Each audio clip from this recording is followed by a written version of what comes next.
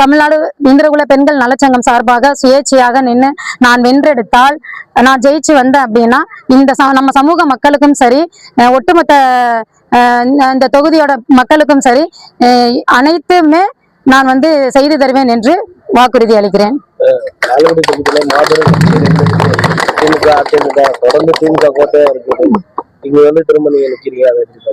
தொடர்ந்து திமுக கோட்டையாக இருந்தாலும் இந்த 5 வருட காலத்தில் என்ன செய்கிறார்கள் அப்படின்றது, மக்கள் என்ன செஞ்சிருக்காங்க செய்யலைங்கிறது மக்களுக்கு தெரியும். என்ன செஞ்சிருக்காங்க நீங்களே பாருங்க. திமுக ஆட்சியா இருந்தாலும் சரி, திராவிட கட்சிகள் எந்த கட்சிகளாக இருந்தாலும் ஆட்சிக்கு வந்தால் என்ன செய்திருக்காங்க? நம்ம தொகுதிக்கு இப்ப பகல்ல கிராமம் தான், பகல்ல கரண்ட் பகல்ல ஃபுல்லா இருக்கான்னு பாருங்க. இல்ல, தண்ணி வசதி கிடையாது.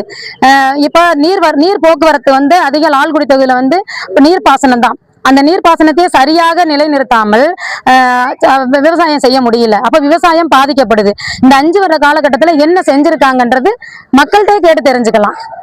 வேற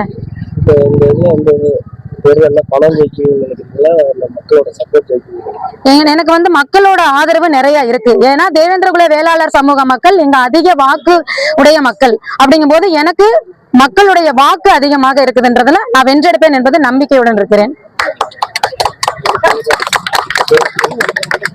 திருமதி பொன் சிலம்பு. வேற